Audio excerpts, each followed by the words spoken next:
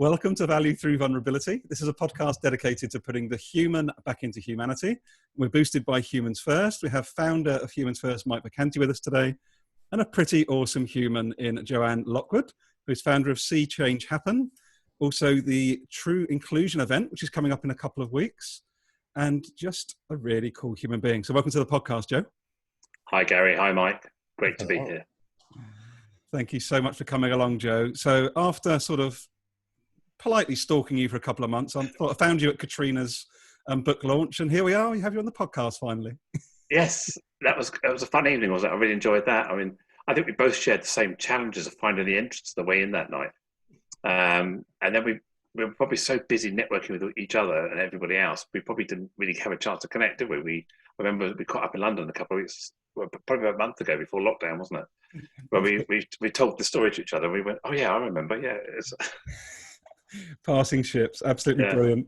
Well, look, as we get going, would you mind for our listeners today, Jo, just give a little bit of a lowdown. So, See Change Happen. What are you all about? What difference are you trying to make in the world? It'd be really great to learn a bit more about you today. Yeah, sure. Without giving you too much of an in-depth of who I am, I started my career as an IT consultant back in the late 80s, back when being young and gifted in terms of technology was a real advantage. So I was involved with the early PCs. So I was self-taught computer networking, and eventually I went on to form my own business, having worked for Coots Bank and a number of other global organizations, having had some great fun. I started my own business in the late 90s, supporting small businesses in the UK, in the south of England. But after, I guess, the best part of 20 odd years in that sort of running my own business, I kind of got tired with it. Things were going different in my life. And I decided about 3 and a bit years ago that I needed to make a change. So I made not only a change of career, I also took the opportunity to gender transition at the same point. So some people say it's crazy at 52 years old, junking your entire life career and starting something new. But I also jumped my entire life gender and started something new as well. So couple that with the challenges around family and all the other things. It was kind of a bit of a disruption in early 2017. So I came out of that with a passion. And my passion was around inclusion, around belonging, around trying to make the better place for mainly at the time, people like myself, trans people, to thrive, knowing full well the level of discrimination, the level of humiliation, marginalization that trans people face, or still do face on a daily basis. I wanted to try and inject some positivity into the world around that. And I think as that role expanded, as I got to know the world more around the HR space, the D&I space, I realized that it's not just about me. It's not just about people like me. It's about people like everybody. Everybody has a need to feel greater belonging, create an environment where people thrive around inclusion, culture, leadership. So that's why probably the last 18 months, I've expanded in my thinking into trying to be more inclusive for all people. So now I speak on stage, I speak at conferences. I say the UK, Europe, and elsewhere. I was in Melbourne last year, San Francisco, Kiev, Tallinn, Amsterdam, Lisbon, so a whole lot of countries around the world. Doing keynotes, running workshops, on panels and being interviewed. So lots of this kind of stuff, really, and trying to spread the positivity about humanity, really. So, which is again perfectly aligned with this chat today. I love that so much, Jo, and thank you as well for that. As someone that is from to use the traditional language, dominant group right now, I love the fact how you took it from that. Yes, absolutely passionate about making sure that trans inclusion doesn't become a thing in the end, because we're just humans, and how you're really you've elevated your thinking around that. And we are all human, and how do we? And I think right now, I love to bring Mike in. Like, what I'm finding fascinating, Jo, is like the belief structures we've all held onto or believed for generations are suddenly all up for grabs. Yeah, this COVID thing, if nothing else, is like, do we need to hold on to that belief that trans is different to Gary and Mike, or that someone that's black is different to someone that comes from Nicaragua? And I just think we've got an opportunity, I feel, to really rebuild from the ground up what we think we need to believe going forward post-crisis. I don't know if that resonates with you or if you challenge that. Yeah, no, completely. I think we've grown up in a world where there's a lot of can't, but we don't do it that way. We can't do it that, or that's a bit tricky. That won't work. And now suddenly everything we couldn't do, we can. So I think the new level of what we can't do has changed completely. So we now start with reframing everything to we have to, we can, we've got to adapt. Whatever's going to happen, we're not going back. There's going to be a lot of, I think there's going to be a lot of pressure by some people to want to push things back into the comfort zone, push things back to the way they were. But I think the people, the population, the collective of the staff, the culture, it now knows that things are possible. So employers won't be able to just turn around and say, well, no, we don't do flexible working. We are doing flexible working. We're now living in a world where employers don't own you 9 to 5. They own chunks of you, and you fit in your work around your life, your family, what you can do. Having a disability, you're now working in your own space. You've already adapted your own workstation, your own environment, your own home to work for you. So the reasonable adjustment's already been done. So we're now leveling out. And maybe what we're looking now is the challenge we're having is people who are maybe more extrovert. The more people that like to hang around with people, they're struggling more. Whereas those were almost the most privileged people in the office. The bouncy, extroverty, chatty people always got the most attention. And the people that were quieter, wanted to work quietly, get on with stuff, they were kind of like, oh, they're kind of boring. They're never going to go anywhere. But now we're looking at the dynamics change of who is more valuable. Someone with some IT skills, someone with a good desk, someone with a great broadband is actually a valuable resource now. We're valuing people about what they've got in their home. Yeah. And the mental health challenges are different. If you're working alone, you live on your own. That is now not a great place to be sometimes.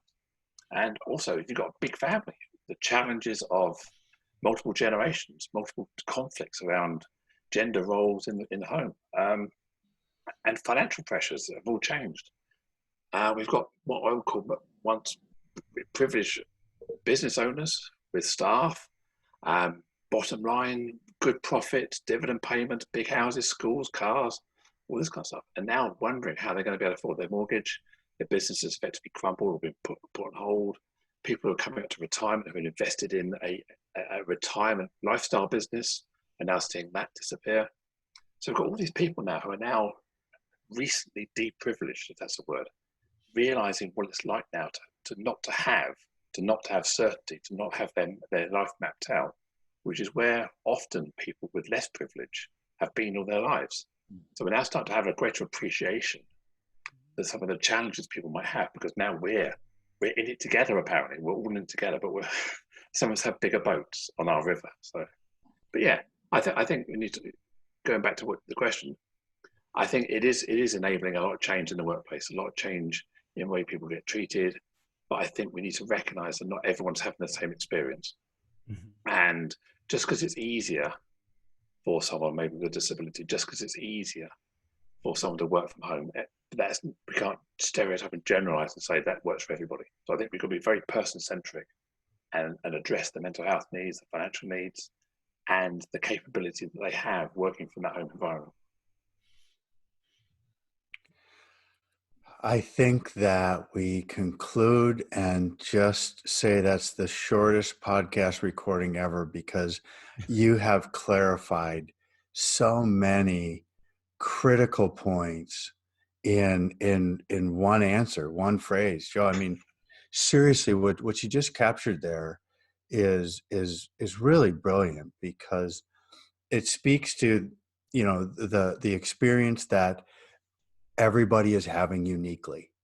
And I love the way that you're able to frame that and bring everybody in, right? Create room for all the listeners to find themselves in their situation in there, and then draw greater appreciation for the other person's challenge and struggle, right? And when you were talking about, you said a bit of a disruption in 2017, just completely changing my career. So everything I'm doing, and then, gender transitioning. So everything that I, was known for, not that you are, but we're known for. So yeah, bit of a change, right? Yeah. And then how you very quickly put that into the context of, I can do more with this. I can draw that to a greater purpose and help everyone, because we're all going through some point of doubt or transition. And then at the very end of that extremely eloquent and, very deep exploration of important topics, you also said that the curiosity is there, and the the inclusion of everybody is sacrificing at some level right now. The uncertainty is actually the great discomfort.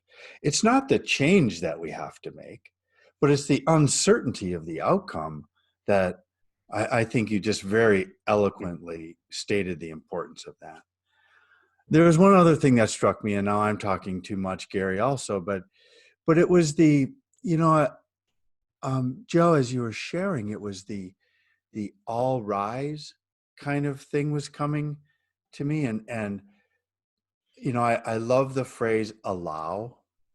I think that if we allow people to step into who they really are, they will bring so much more magic into every interaction, but then into the lives of others.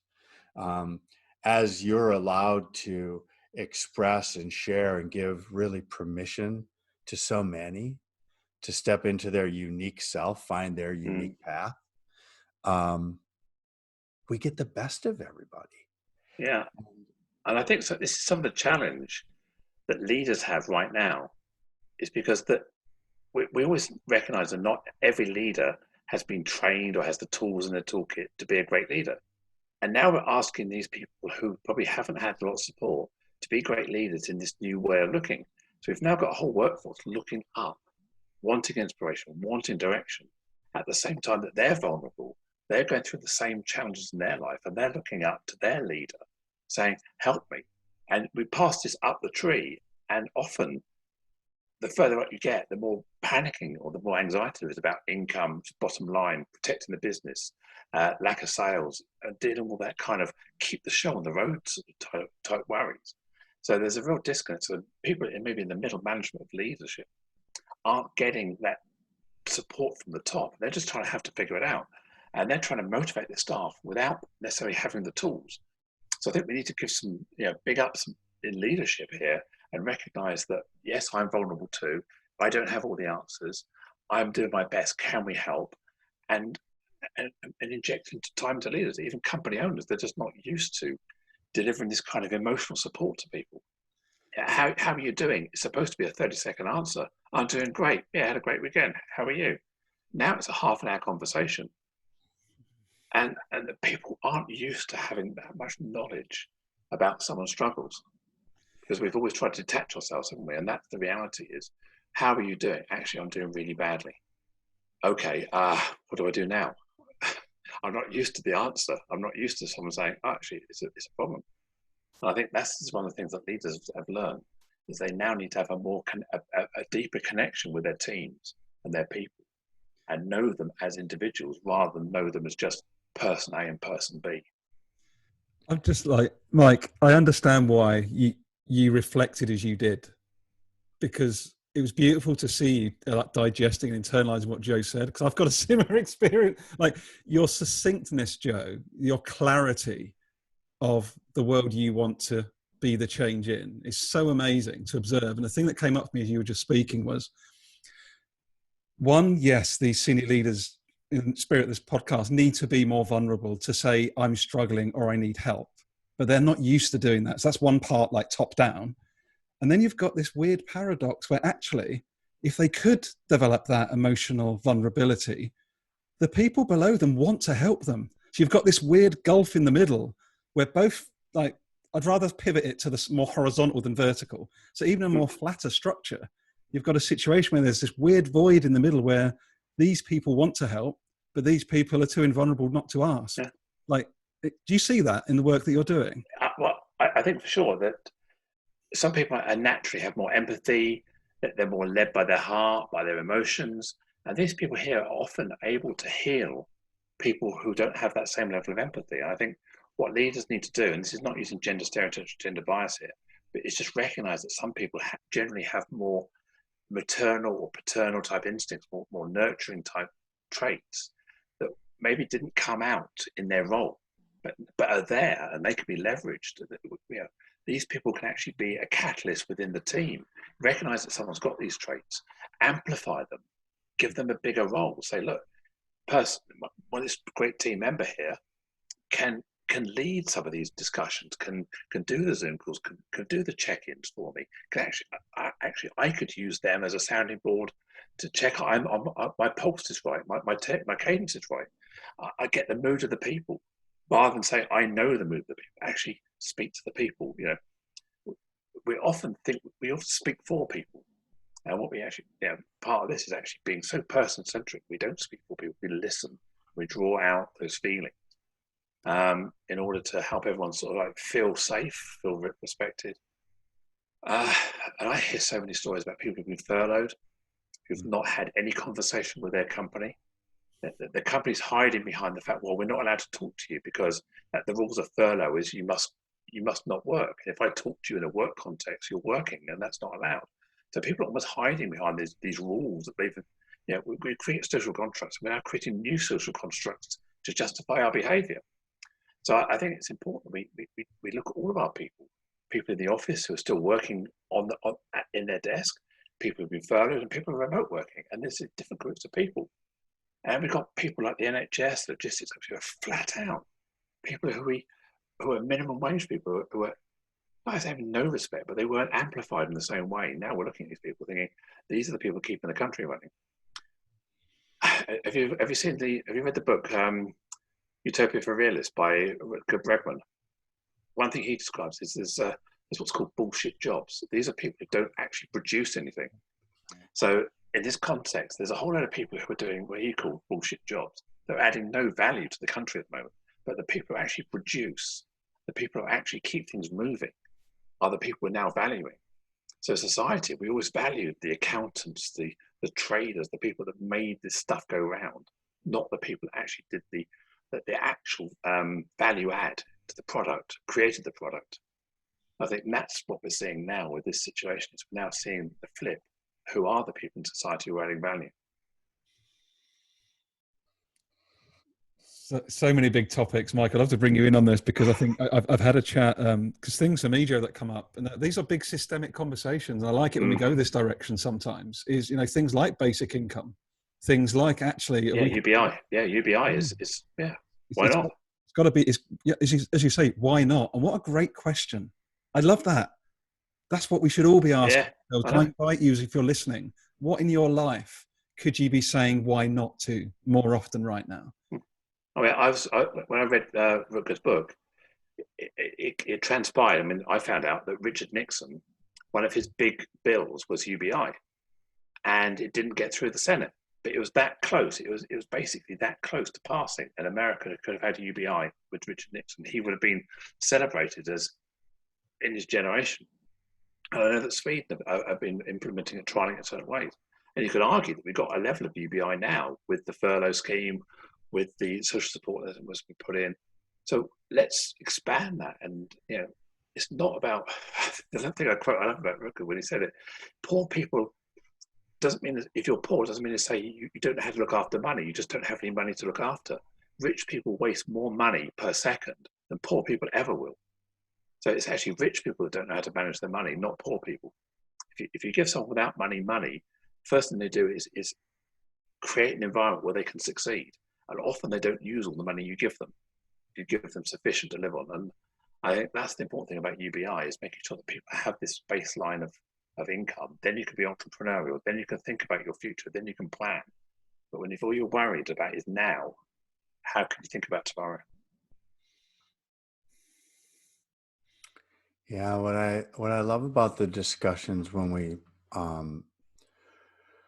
go deep into exploring the margins, right? I think that's often missed because wherever we are operating in our lives, there's always something beyond us from a wealth standpoint, or beyond us from a needs and poor standpoint. And so whatever orbit we kind of seem to exist in, that is the one that we somehow deem normal. And we only project on what it would be like to, have the bigger yacht, or what it would be like to not even have shelter and know where the meal's coming from. And the human element is we all experience uncertainty and insecurity. And I think that that trip through normal and normalization and equalization is maybe the largest myth that we actually portray. So the equity, I think, is a discussion, certainly, but equal would be like measuring the same. And as soon as we try to measure against a same standard, everybody's excluded. Which is why I just deplore and despise the word normal itself. And when people say new normal, I cringe, because the old normal wasn't very good. And I question if normal even exists.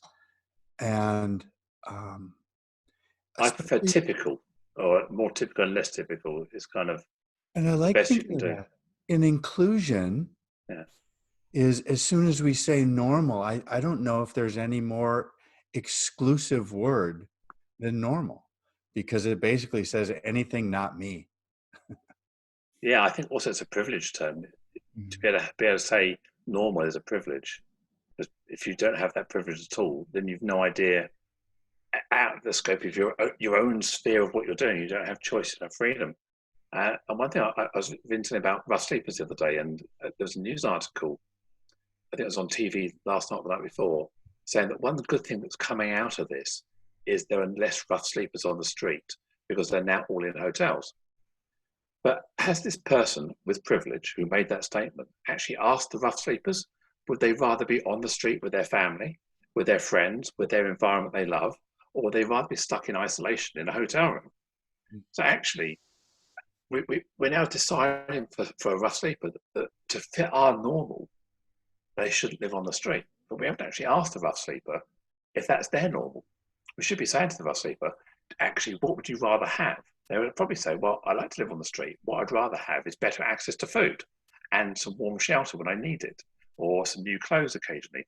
But I'm quite happy living on the street with my family. So we've decided, because normal to us is having a house, having an address, that's how they must want to be. So this again is privilege kicking in, deciding what normal should be for somebody else without asking them. And that's the challenge I think we've got to do, is asking people, again, being very person-centric about this.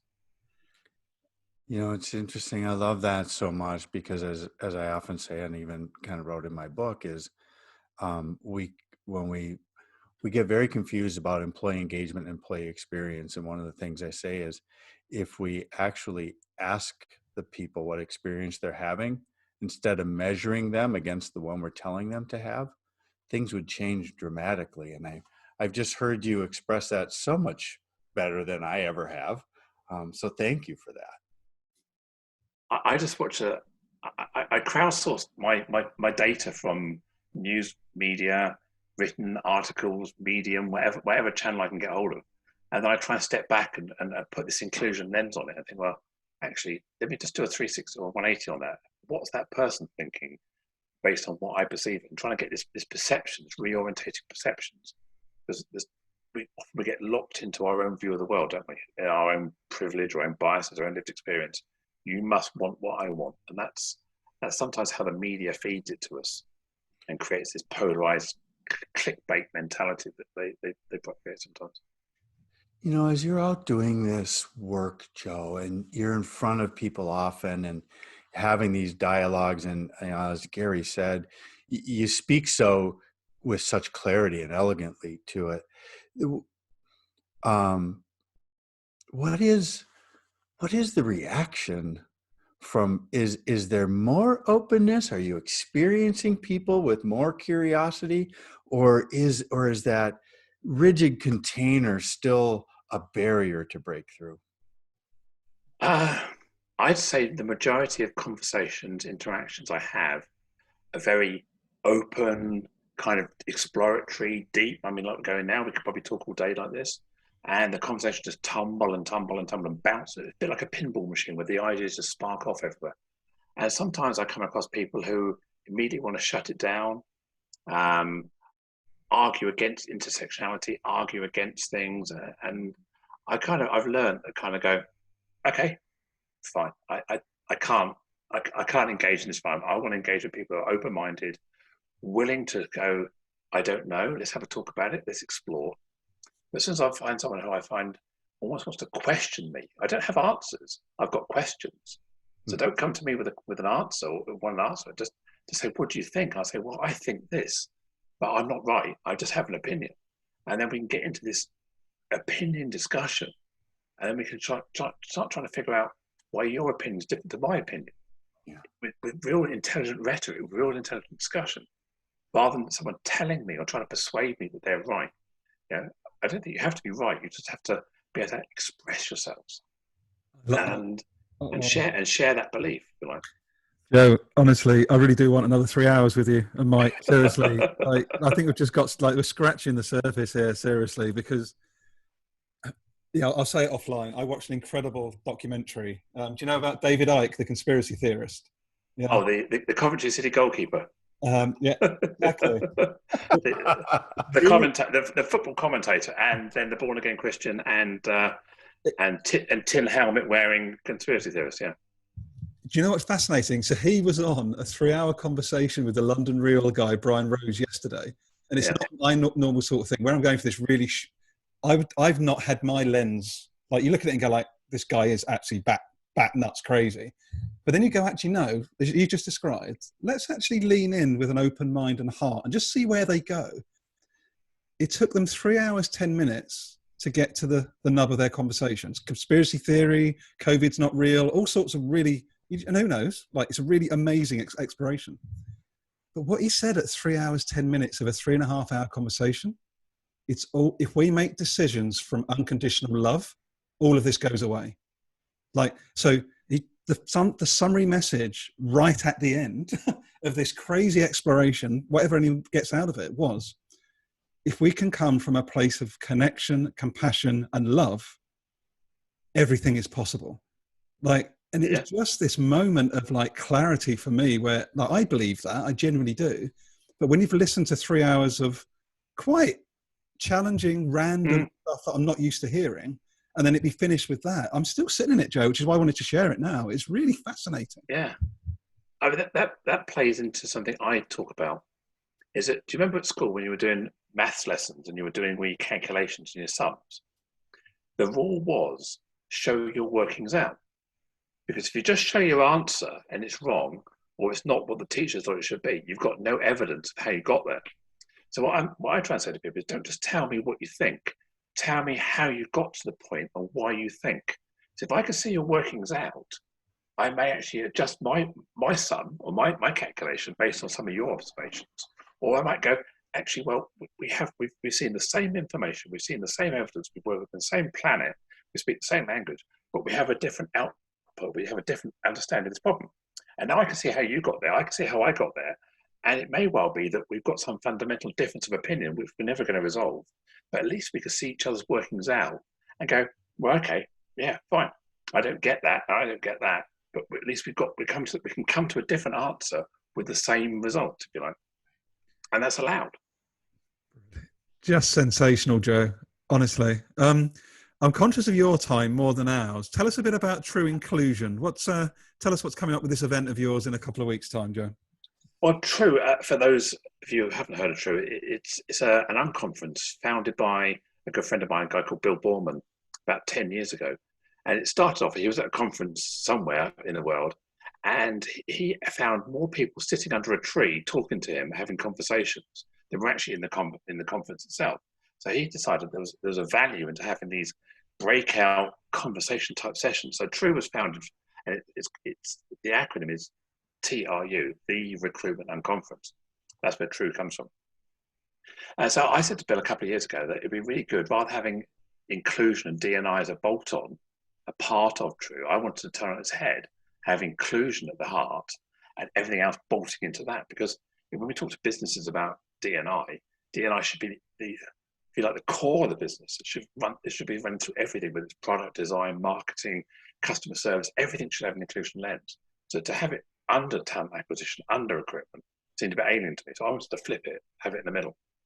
So that's what I came up with. So I ran the first one last year in London. I had about 50 people, which I was really happy with at the time because it was just enough to have my very first event that I'd run on my own. So I was quite happy. I had 50 people, great feedback. And my plan was to run it again this year, about now. And I guess I had a choice, either to keep kicking it down the road, never quite happening, or say, let's do it online. So I went, okay, let's do it online. So I shared it with a few people. They said, oh yeah, we want to do that, we want to do that, we want to do that.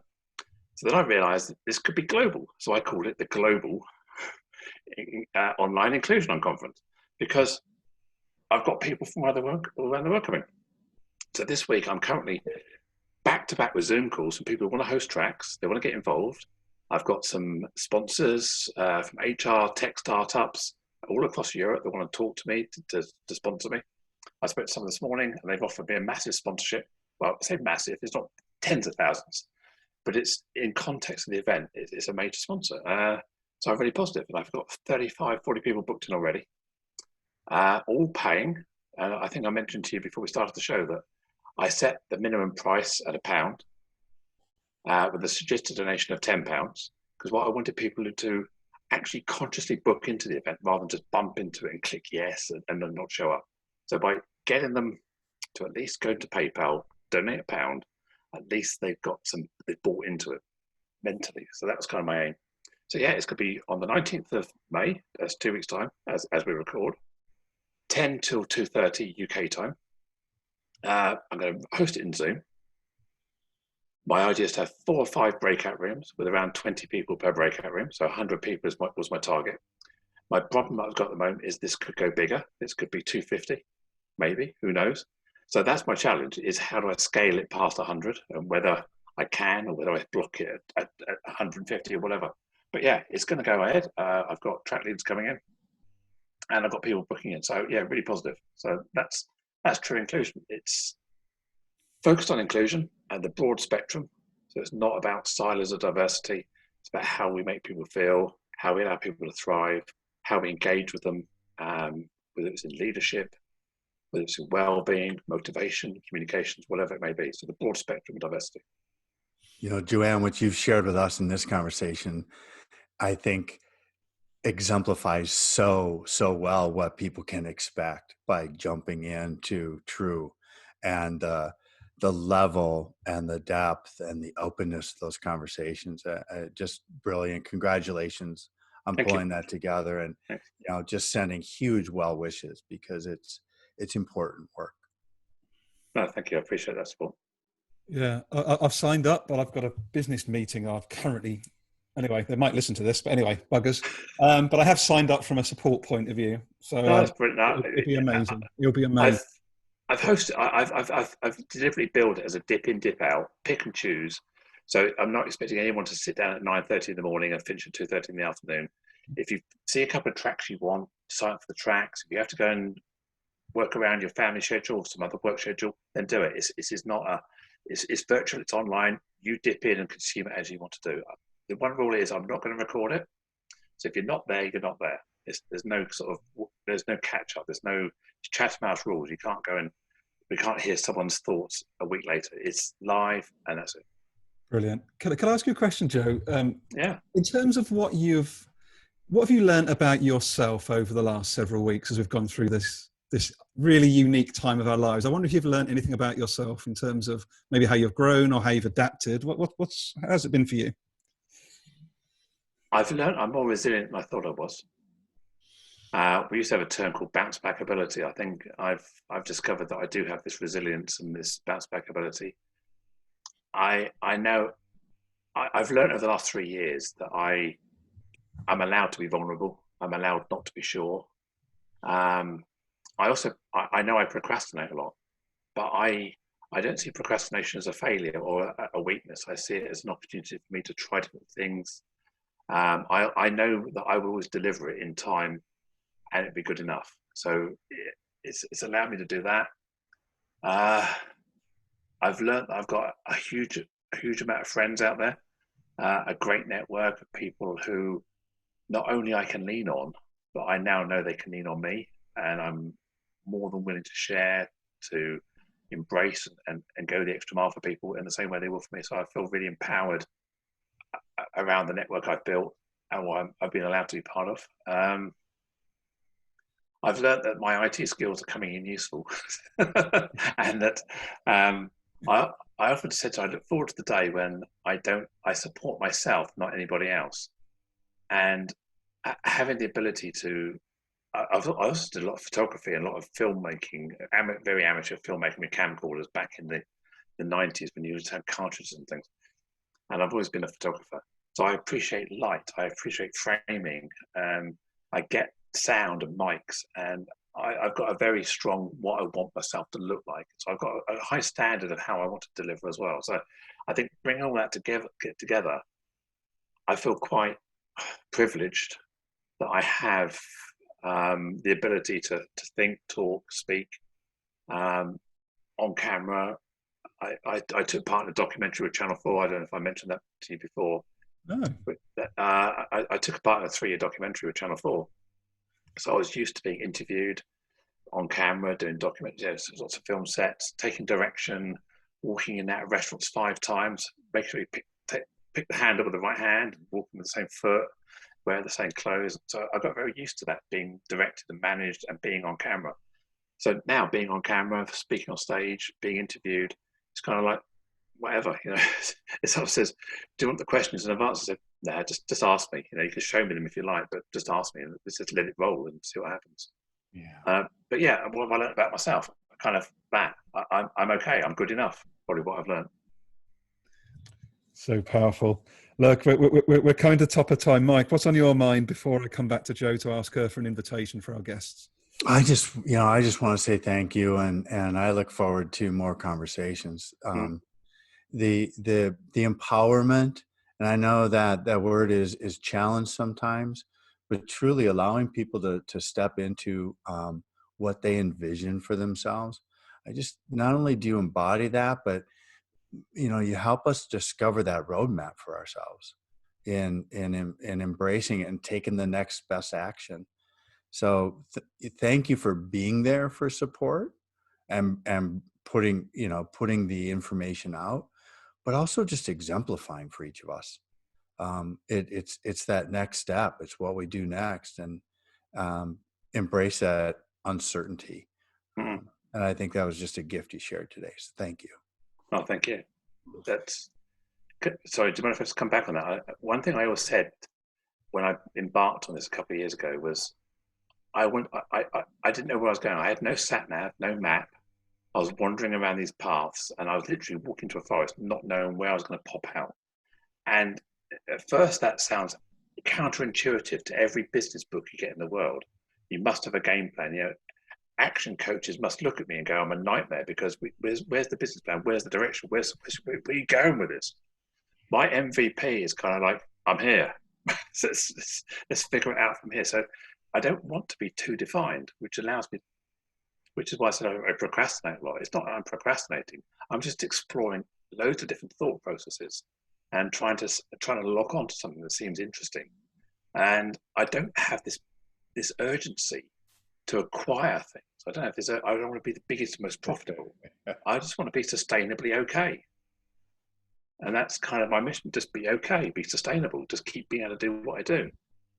And if that becomes more and more sustainable and sustainability goes up, great. But if it stays static, which is why I think in this COVID climate, I don't feel like I've lost anything. I've just gained a whole load of new toys and new things I can explore and challenge my mind with. And that's kind of how I've taken it. But again, I do understand that's a privilege, and some people don't have the luxury of being able to take a step back. They've got other pressures. But yeah, I'm lucky. You have used, and the thing I've learned about myself over the last 12 months, Jo, is that what you're doing, you acknowledge the privilege, less barriers than maybe others have, but you're using it for good to lift others up. And I think that's what I take away from this conversation today. You've given so much insight. And what I'd love to invite you to do just before we head off now is, you've given so much, you really have. But if you're going to leave our listeners with one key reflection or maybe an invitation, what would that be to them today as they finish this conversation? What do you want them to be thinking about as they go on with the rest of their day? It's a bit corny, but you are good enough. You can step backwards and choose a new way forward. You're not predestined on your current path. So whatever isn't working for you, whatever's not right, you have the power to change yourself. You just have to decide that's what you want to do. So you don't have to say, when we talked about the new normal was the new normal and whatever that means, you don't have to do what you've always done. If you want to treat this as an opportunity to make a life change, you can. You can. Seriously, you can. Powerful stuff. Jo, how can people find you? What's the best ways to get in contact? LinkedIn, so linkedin.com/Jo Lockwood, Jo Lockwood. If you Google my name, Joanne Lockwood, if you go to my website, which is seechangehappen.co.uk, and that's spelled SEE, changehappen.co.uk. You'll be able to find all my social media contacts on there and my bio and all of what I do. But yeah, LinkedIn on my website is the best place to find me. You have been an absolute joy, and it's funny that it's taken us having a podcast conversation to catch up properly. But hey, that's the beauty of technology. Yeah, so, it's great to meet Mike as well for the first time. Yeah. Thank you, Mike. Great to meet you. Thank you. We'll do this again, I hope. Yeah, thank you very much, both. Thank you. All the best. Yeah. Bye.